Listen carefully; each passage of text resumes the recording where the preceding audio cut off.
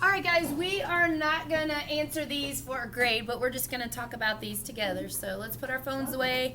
Let's pay attention. Again, last time we were together, you guys were supposed to have went and at least played the games or read the tutorials for the little games for the 4 different types of cycles. The water cycle, the carbon cycle, the nitrogen cycle, and the phosphorus cycle. So what I want to do is I want to answer this first together. So let me move this back over so the people at home can see. All right, so number 1 says, where does the original energy come from in the biosphere? Where do we get our original energy? Hayden? I need a pencil. Okay, there's plenty over here. Come get one. Okay, where does the energy come from, guys? The sun. The sun. Thank you, Larry. The sun is where we get our original energy. And then autotrophs or producers take that energy from the sun and help, along with water and carbon dioxide, utilize photosynthesis or inorganic chemicals if it's chemosynthesis and make their own food, right? So what happens then to that energy as we go up each trophic level in our food chain? What happens to the energy? It goes down. It goes down by how much? 10%. So we lose 10% at each level. Now, imagine that food chain just keeps going and going and going and going, because it does. It goes for quite some time. What happens to that energy? Answering number 3. Is it recycled eventually, or is it used up? It's used up. It's used up. Energy, when we talk about energy in terms of those sugars that were made originally, it gets used up. And that's why we have to eat more and more and more to sustain the energy we need to survive. Bless you. Okay. However, fellas, okay, we don't just need this type of energy. We need other things in order to survive. And so that's what we're going to be talking about today. Those cycles of matter, those 4 cycles that I wanted you to take a look at last time we were together. So, with that being said, let's look at cycles of matter. So what I've done here is on the PowerPoint, I've asked questions or I've made some statements on each slide that I want you to know when you leave this slide. These are things that you should be either able to answer the question or you should know on each slide. So number 1, this should be easy for you. You've been learning about it for a while now. What is matter? What is matter?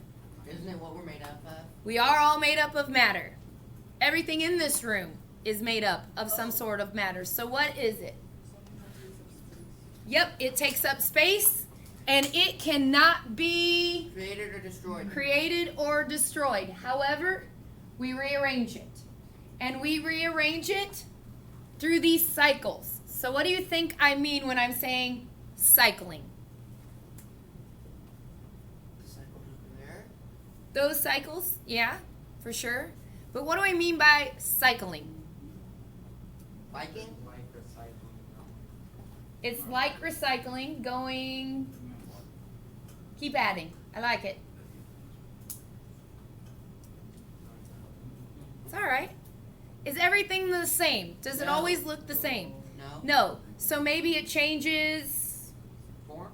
forms, right? Especially we know water does. It changes different forms so it can move around. So yeah, we're going to be looking at things changing different forms.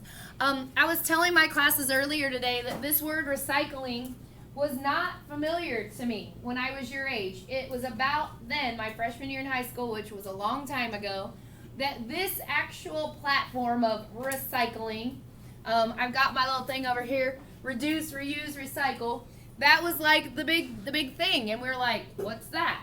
And you know, prior to that, we were using lots of styrofoam cups. We were using lots of plastic things. We were using tons of paper until, you know, obviously some people said, hey, this isn't good. We're using up a lot of natural resources and we need to figure out a way that we can recycle them. So what does recycle mean? Reuse. Reuse it in some way, shape, or form. Okay? What are some things that we recycle? Go ahead, Hayden. Paper. Paper's one of them. What else? Riley, what's something we recycle besides paper? Plastics. Brody, what's something that we recycle besides plastics and paper? Energy. Some types of energy, yeah, but not the energy we need to eat, right? But other types of energy potentially. Metal. Yep. I love taking my aluminum cans to Franklin. As long as I have my 2 garbage bags, I usually make about $5, which is kind of nice, more money than what I had before. Other things? Cardboard. Cardboard in terms of paper. Okay. Glass bottles. Okay, there are lots of things that we can reuse. And so if we do that, it helps our environment to sustain a little bit longer. Okay, with that being said, what are some things that we have to have in order to survive this world? Yes, Wayne. Water is number 1. We've got to have water. Ethan. Food. We got to have food. Is that what you're going to say, Cooper? Yeah. All right. Hayden. Energy. Energy. We got to have energy. Anything else? Shelter. Well, shelter's nice, but we don't have to have it to survive. Oxygen. Yeah, if we don't have oxygen, we're definitely dying. Okay, so I want to talk about these things, these 4, in terms of, again, our cycles that I had you guys look at. So with that being said, let's kind of put them in a different way of thinking about it. So the first one, yeah, it's going to be what we just said, water. How much of our planet is made of water? 75%. But also notice what else is made of 75% of water. What do I have up here? Can you see it? Bodies. Our bodies are made of mostly water. Our world is mostly water. How many days can we go without water before we die? 14. 2 to 3. No, I was thinking 3. It's a week. 7. It's weeks. 7 days. You can go 7 days, and then you're not going to really do so hot because most of your body's metabolism needs water to fuel, to make it go. All right, so water's number 1. Okay, you guys said energy. Now, you want to hit the lights for me, Hannah, just real quick? Okay, so again, energy that we're talking about here is those sugars that are made originally by the producers, the autotrophs, okay, and then consumed at each trophic level. So we're going to eat organisms to get this energy. However, we not only need food for energy, but we also need food for this next third thing, minerals. In our diet, we actually need some minerals. We need vitamins in order to fuel our metabolism. I have a question. How many of you take a vitamin? Take some vitamins. It just shocks me how many people don't take vitamins. So I've got like 3 of you. Okay. Yeah, so in my family, my kids take vitamins. Here's why. I think, you know, the Chicago's Pizza and Burgersville and Mi Jefe and the Mexican restaurant in Franklin, they all pretty much know us by name and what our order is already because we eat out so much. So I know that my family's not getting the nutrition that they need by just eating those simple foods all the time because we are go, go, go. So just to make sure that my family's getting what they need, we try to make sure that we give our kids vitamins, okay? I always tell my students this every year because, you know, this was close to home. My sister, when we were in high school, had an eating disorder, and she thought she was too fat, so she wouldn't hardly eat anything, and it was really bad, and it was really scary. And here's the thing about that, guys. If you're not eating good things that contain the minerals that your body needs, then your body will start to eat itself. My sister lost muscle mass because your muscles are protein, and her body needed protein. My sister's bones became very, very weak because inside your bones are minerals like calcium and phosphorus that your body needs in order to stay alive. And so what happened is she became so weak that pretty much she died and then had to be revived. It was very scary. So I always tell students, you know, if you feel like you need to lose weight or you feel like you can't eat for some reason, like make yourself eat. Make sure you at least are taking a vitamin and trying to get the things that you need because your body will eat itself if you're not careful. I know that sounds scary and silly, but I always like to share that with people because it's this time of life that everybody's like, oh my gosh, I'm too fat or I'm too this, instead of just appreciating yourself and living a healthy life. All right, let's keep going. The last thing, and again, compounds. The biggest compound that's important to us, besides that water compound, is O2. 2 oxygens together, That's the gas that we need in order to breathe and live. Obviously, the energy, the sugars, the glucose, that is also a compound. We have lots of different compounds that we need in order to survive.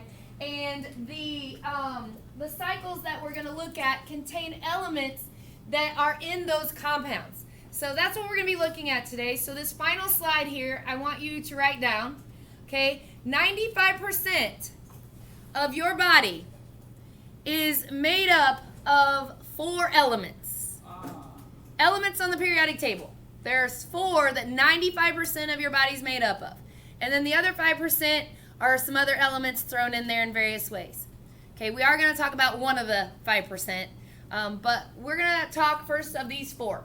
So we're all made of one element that causes us all to be labeled organic. What is that element? Carbon. So carbon's number 1. The next element that we find that is huge amounts makes up our proteins and our nucleic acids, okay? And it starts with an N. Nitrogen. Nitrogen, big time element in our body. And then, of course, we just said that water made up 75% of our body, so what 2 elements are left that make up water? H2O. H is what? Hydrogen, and O is Oxygen. oxygen. So hydrogen and oxygen, those 4 make up 95% of our body. So as you can imagine, we're going to look at how these elements move through our biosphere. How do we get these things back to our body and keep cycling them so that we have them readily available? Okay, that's what we're looking at today. So we're going to start with the hydrogen and the oxygen. We're going to talk about the water cycle. Okay, the great thing is about the water cycle, it should be easy peasy, lemon breezy, squeezy, whatever you call it. All right, because you've been talking about it since you were in elementary school. What I've done here is I've added a picture with lots of arrows, and I want you to tell me what some of these arrows are representing as far as water moving. What are some ways that water moves through our biosphere? What are these pink arrows? Give me at least one. Hayden. Trees. Okay, the trees do what? They absorb it. Okay, they absorb water. In their roots, they uptake it, right? Or what we say, infiltrate it. They take it in. Cooper. The clouds.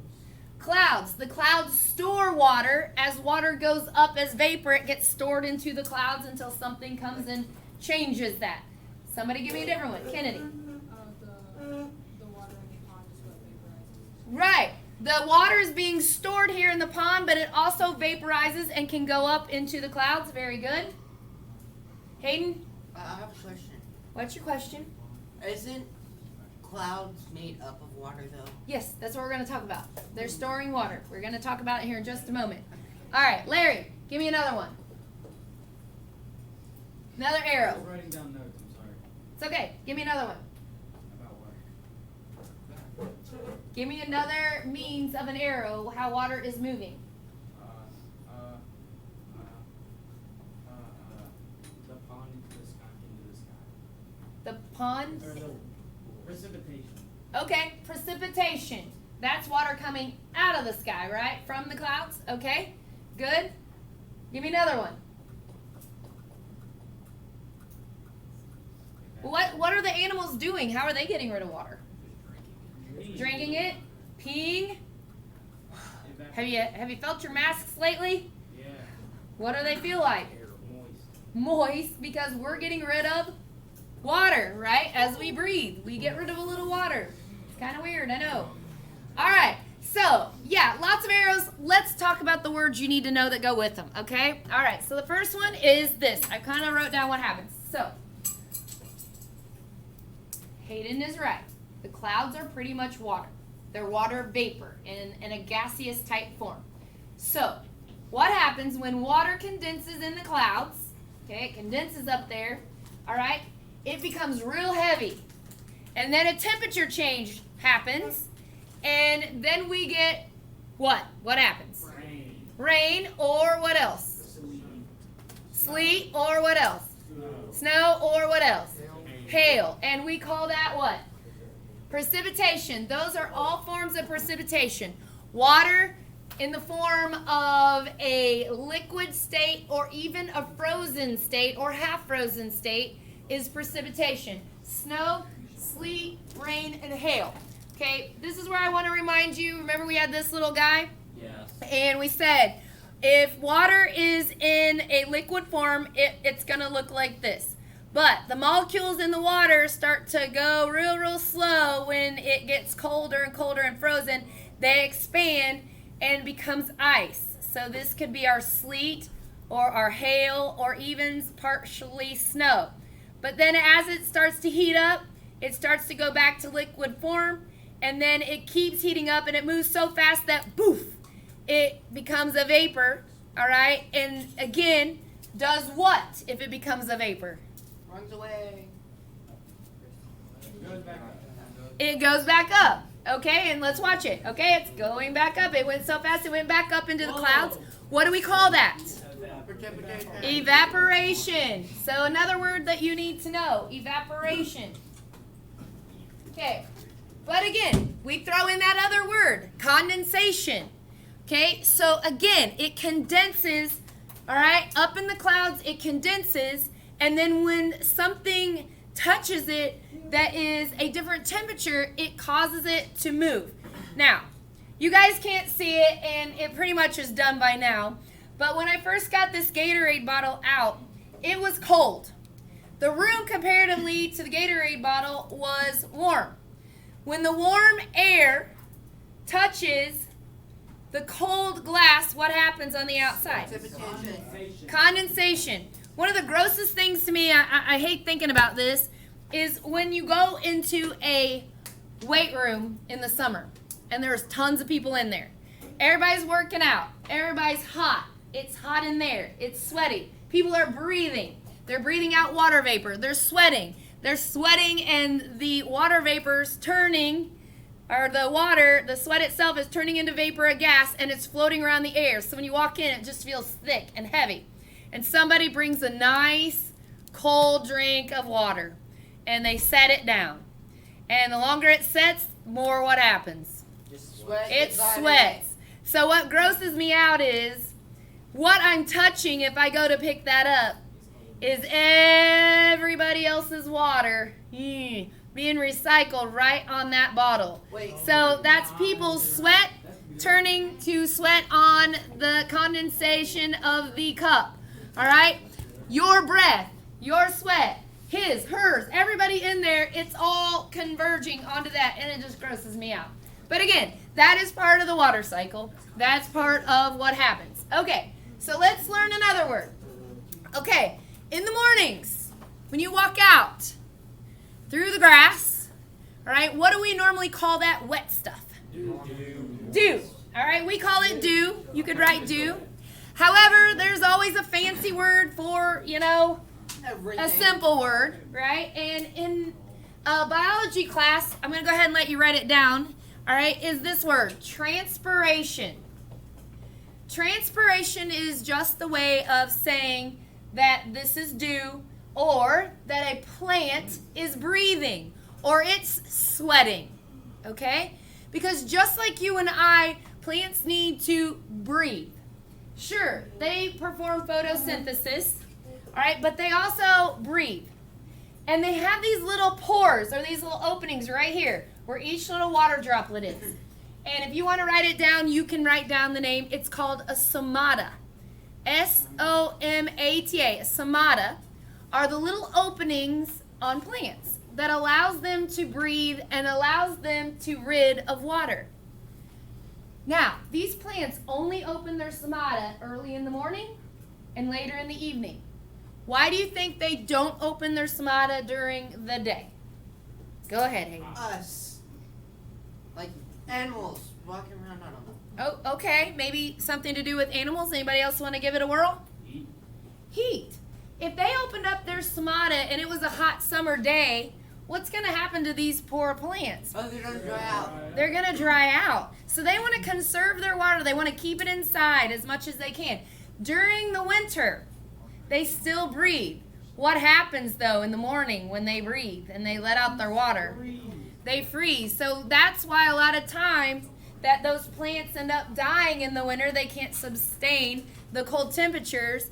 All right. However, underground, a lot of them have root systems that allow them to pop back up when it warms up again. Some of them, not so much. That's the difference between perennials and annuals, right? What does that mean? Annual plants, they can't keep growing back. Once they die, they die. But perennials come back every year. So most of our grasses here are perennials, and they can come back. They can withstand. Okay, but again, they're breathing. They're getting rid of this water to help put it back into the water cycle. All right, there's a few more words I want you to know. The word runoff. Do you know what runoff is? Yeah. Runaway? Runoff is if I went over here and I poured a bucket of water right here on the hill, It just goes. it's going to run off the hill. It's going to run down and it's going to run into a waterway.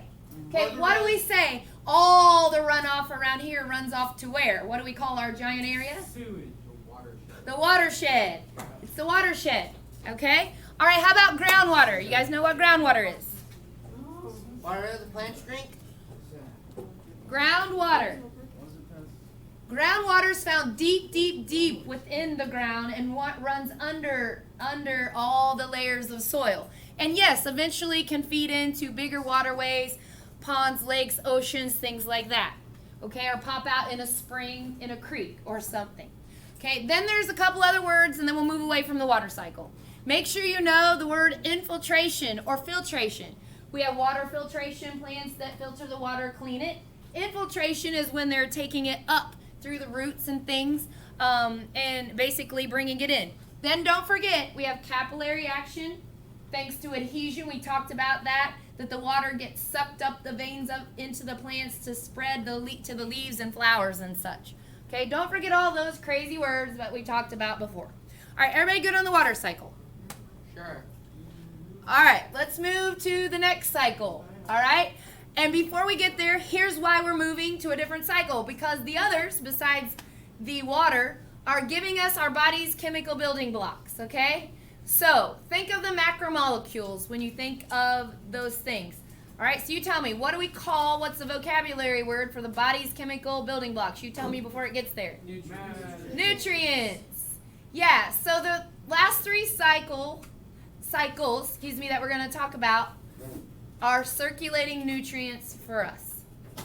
Okay, so let's look at those.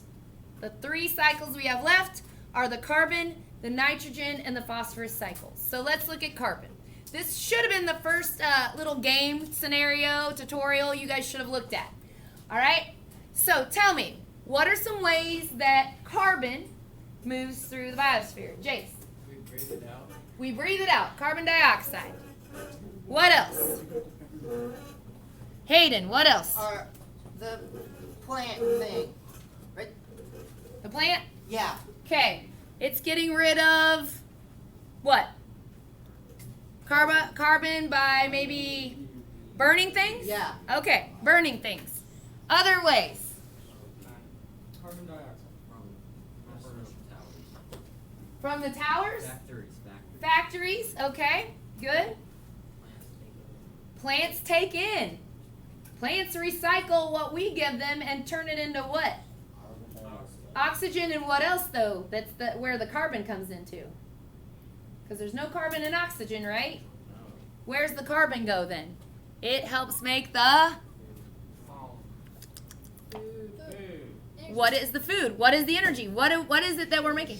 Sugars! Ding, ding, ding. Glucose. Okay, well, let's take a look at them because we've got a lot. You guys have already read these, and I don't want us to be stuck here all day talking about it. So let's break them down. We can break them down into a few different categories. Biological processes. What does bio mean again? Life. Okay? Here are the life processes by which we or other organisms can spread the carbon around. First one is respiration. You said it already. We breathe out carbon dioxide. Second one, photosynthesis. The plants take that carbon dioxide, they convert it into sugars and give us a different type of carbon. Okay, then what's decomposition, guys? Decomposing. Like, what is that? What does that mean, though? What are we doing to it? Breaking it down. Okay, we have carbon inside of us. We're organic creatures. When we die, when other animals and plants die, because we're all living, so we have to have carbon in us, all right? When we die, that carbon has to go somewhere. What are the two decomposers, so to speak, that help break it down? Mushrooms? Fungus? What's the other D word that helps break down organic material? Detritivores, the worms, the maggots, okay? So yeah, they're taking that carbon, breaking it down, and putting it into the soil. So there we have it. We have it in the air, we have it in our bodies, and then we have it in the soil. Those are biological processes to move it around. All right, so then we have this category. Geochemical processes. Daniel, what's geo mean? I don't know. Earth or something. Earth. Very good.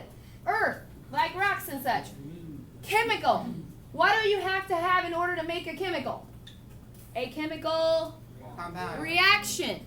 All right, we've got to have some sort of reaction. So these two would be erosion and volcanic activity. We'll go ahead and do the volcanic activity. It's an easy one.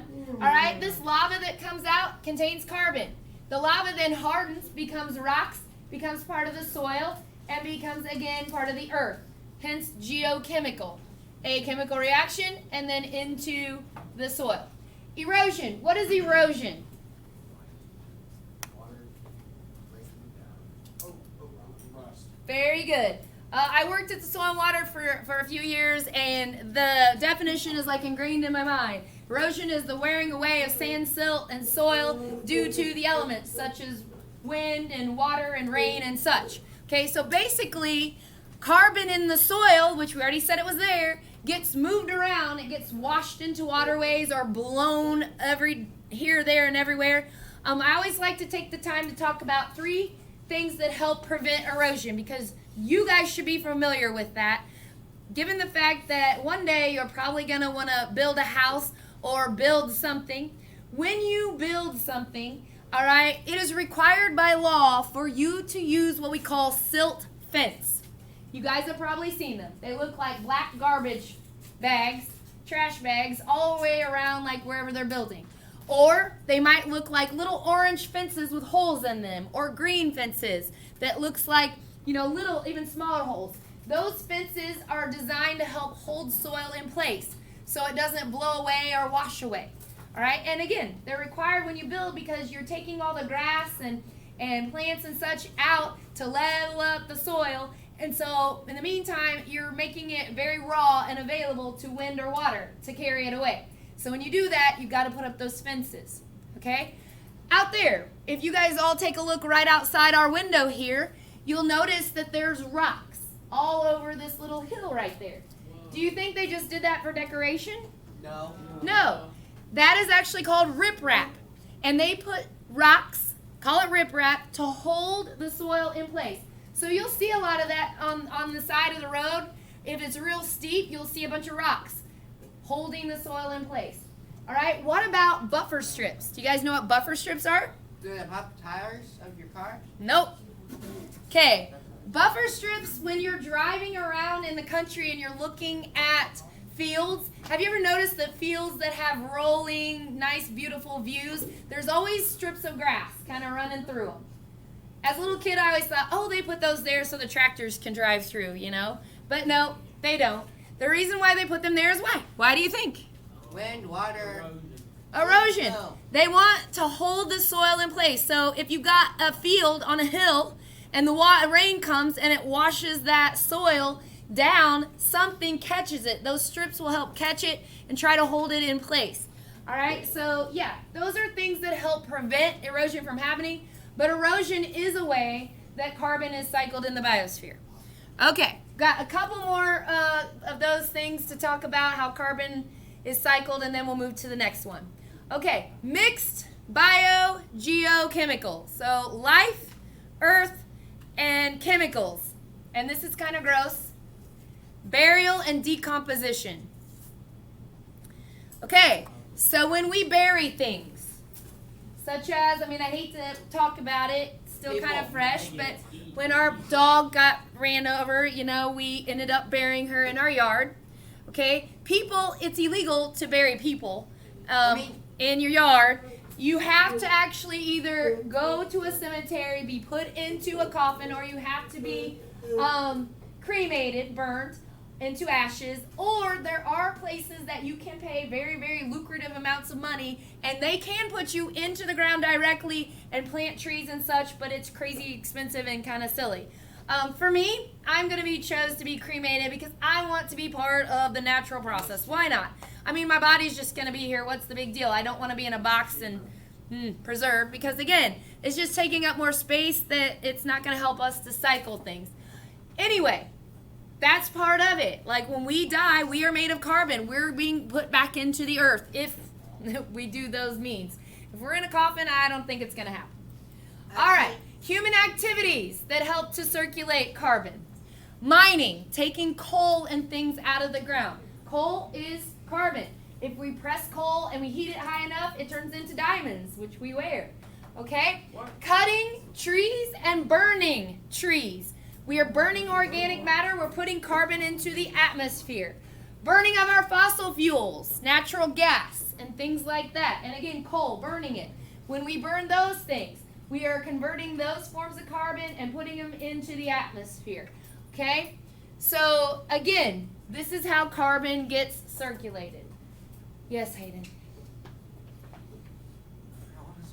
Okay. Oh wait, no. Now remember. Can the with coffins be decomposition? Well, I mean, if it's wooden and stuff like that, something like this, yes. But the way they make them now with titanium and steel and such, they're not going to. Yeah, no. Wait, but can they be like over a long period of time? I guess if they were made that way, sure, but not what they make now. No, they're built to last a long, long, long, long time. Okay, everybody good with the carbon cycle? All right, nitrogen cycle. So there's a lot of words up here. I don't want you writing all these down. I've pretty much summed it up in one slide here in the next one, but I do want you to know what this word is. The word is legume. And a legume is just a fancy word for beans. Okay? Beans. And beans play a significant role in how nitrogen is moving around our biosphere. All right. Why? Good question. I'm going to explain it. All right, so first thing, just remember, why is nitrogen important to us? Because nitrogen helps make our amino acids, which make our proteins, which basically make us look and act and do everything we do, okay? So that's why nitrogen is important to us. Nitrogen is important to plants because it helps plants make chlorophyll, and chlorophyll helps the plants with photosynthesis and makes them green. Okay. So, with that being said, here's what you need to make sure you have down. 78%, 78, that's a huge percent of our atmosphere, what we breathe, the air we breathe, is made of nitrogen gas, N2. 78%. That is crazy. That is a lot of nitrogen. So look, our bodies only use a very small amount of nitrogen to make those amino acids. Okay, and to make other things in our body. Meanwhile, we need to get rid of all this nitrogen that we're breathing in and that we're taking in through foods and whatnot. So our body has a very complex system to get rid of this nitrogen. We get rid of nitrogen by, number 1, sweating. Number 2, urinating. Going number 1. Okay?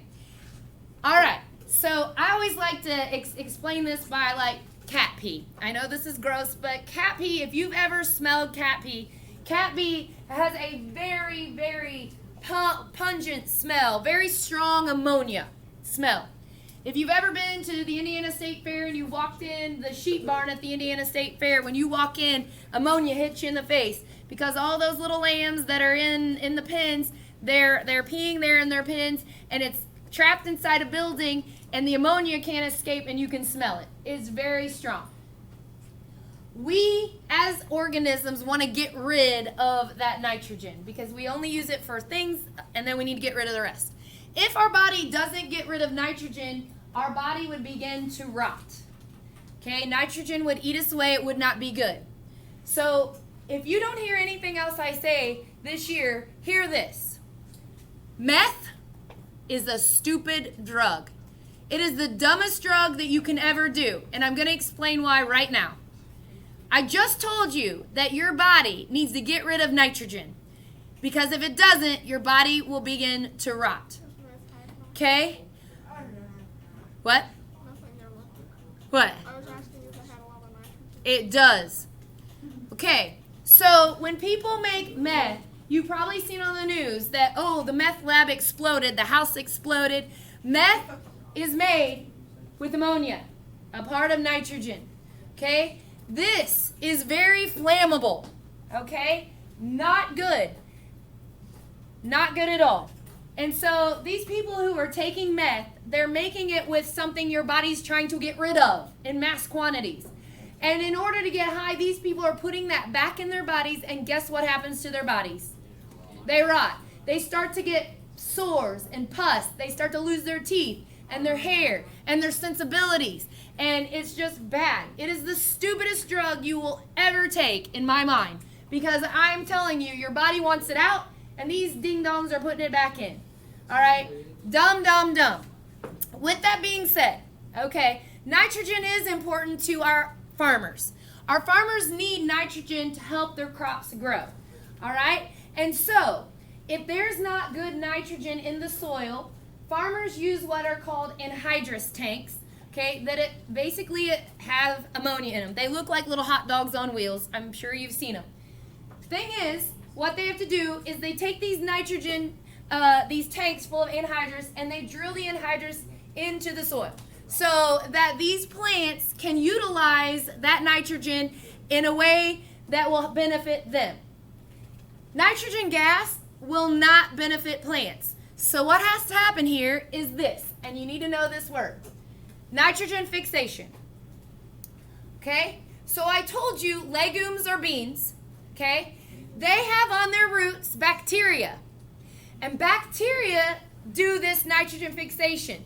The bacteria take and convert the nitrogen gas into ammonia so that the plant can then use a process called assimilation, and they can suck up the ammonia into their roots. That's how they get their nitrogen. It's awesome. So beans do an awesome job of doing this. Corn, on the other hand, they just suck up all the nitrogen, but they don't put any nitrogen back in. All right? And so that's why farmers have to come, if they're planting corn frequently, they have to come and they have to drill in the anhydrous. Okay? The bacteria then can do this. Also, they can then convert the ammonia back into the nitrogen gas via a process called denitrification. So beans are very, very important to farmers. Okay? And again, if the farmers don't plant beans and they're planting all this corn, then they have to spend money to buy anhydrous, to drill it into the soil, and then it costs them money, but it also is, as we just said, very dangerous. There have been people who tried to make meth and tried to go get anhydrous tanks, and it blew up on them because it will burn you. Farmers have to be very careful with the valves and the safety elements they have to use to plug these anhydrous tanks and fill in their equipment. Yes. Yay! I was so hoping somebody'd ask that. Yes, that's why farmers rotate their crops. You usually see 1 year in corn and the next year in beans. Because if they do that, then they don't have to pay for the anhydrous, hopefully, that the beans will put enough nitrogen back into the soil that the next year when the corn needs it, it gets it, and then they plant the beans to put it back in. And it should work out pretty well. Okay, but yes, sometimes the soil doesn't balance, or they plant too much corn, or the corn leaches too much, and they have to put the anhydrous back on. So it's kind of awesome to learn about this, because we do live in an area where this happens frequently, and sometimes when you walk out in the spring, you might smell like, ooh, it smells like chlorine out here. Chances are what you're smelling is the residue from the anhydrous. Okay, and you don't want to get too close and sniff that up, because again, it could burn you. It's kind of scary stuff. One thing you never want to do is take rinsed beans. What? Rinsed beans. Rinsed dang beans. You don't want to take dang beans. Okay, don't do it, I guess. Life lesson there. All right, probably a good idea not to do that, because beans are important. Very. Very important to him too. Okay, Got it in his pocket. we are going to talk about our last cycle. Okay, And this one's pretty quick, by the way, guys. That one had a lot of information just because I get off on my little tangents. But nonetheless, phosphorus cycle. Last cycle. Phosphorus is important to us. This is one of the 5% that our body, the other was the carbon, the nitrogen, hydrogen, and oxygen were the 95%. But phosphorus falls in that 5%, but it's still important to us, just not as much of it. We find it in our DNA and RNA, and also in what we call phospholipids that make up our cell membranes. And our cell membranes help to protect our cells, right? So DNA, RNA, and phospholipids in our cell membranes. Okay, when you look at this cycle, you'll kind of see it's not very big.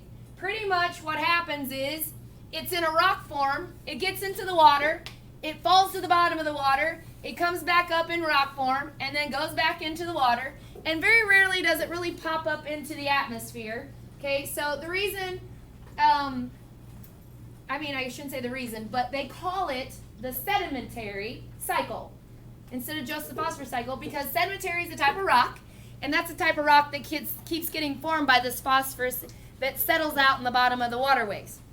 Okay, but I do want to point out that phosphorus is also found not only just in rocks, but in fossils. Back there in the back window, I have some fossils in rocks that I found in the Ohio River in southern Indiana. Okay, and so you find some phosphorus in rocks. There's some phosphorus in bones, okay? We talked about that. And do you guys know what guano is? Poop. Yeah, it's bat poop. Yeah, and in some tribal communities, guano is very, very lucrative, all right, because they use it for fertilizer and other things. But yes, that's the word I just said. I want you to remember that. When you hear the word phosphorus, I want you to think fertilizer, because the fertilizer that we put on our crops, that we put on our gardens, that we put on our lawns, okay, the main component is usually phosphorus. Or guano. Okay, or I guess, yeah, if you lived in a sector where you had a lot of bat poop, sure. Anyway, again, phosphorus, as you can see, isn't in a whole lot of different forms, so it's not very common in our biosphere. Therefore, it doesn't cycle very quickly. And we can also call it this. We can call it, our last slide here, a limiting nutrient. And a limiting nutrient is a single nutrient that is scarce, okay, not very common, or it cycles very slowly. Okay? If you have too much of a limiting nutrient that gets into an ecosystem, it can cause a great change. And you've probably seen this in the spring or fall around the lakes and ponds around here. They turn green. And the reason is phosphorus got in there. Phosphorus isn't normally in the waterway, but all of a sudden they get a big boom of the phosphorus. Phosphorus acts like a fertilizer. Algae love it. They bloom, bloom, bloom like crazy. Or little duckweed. You guys know what duckweed is? Are they ducks? No. But it's a weed that basically ducks can feed on. But if you put your hand into a pond with duckweed and you pull it out, your hand will be covered in green, but it won't be slimy. It'll be these teeny tiny, they look like the size of little pinheads, little green leaves. Tons of them. They're just everywhere. Because duckweed take that phosphorus and they multiply like mad. Okay? And so, yeah, looking far away, you're like, ooh. It's good and bad because it provides more food to some of the animals there, but it also takes away sunlight that needs to get under the weed or the algae. And so the plants underneath don't get as much sunlight, and so they suffer. Some of the, animals need to come up to breathe, if you will, and they suffer. So it's a good and bad thing, okay? But anyway, that's what happens when you've got too much phosphorus when it's not normally there. It's a limiting nutrient. Okay, I know I've talked a lot, and it's been a lot, I know. But there is a ton of information here. So, do you have any questions? Okay, so what we're going to do with our last few minutes before we leave is I've made some cards, okay? And these cards have vocabulary that I have either said today, or they're in the PowerPoint, or they're in those little games that you guys clicked on. There are 4 categories: water cycle, carbon cycle, nitrogen cycle, and phosphorus cycle. I'm going to pass out these cards, and then you guys are going to put your masks on, and you're going to try to group the 4 together. And we'll see if we're correct. And then in the end, just to make sure that you have all the right vocabulary that goes with each cycle, you can take a picture of the words when we have them all together. Okay? All right, let me finish this here.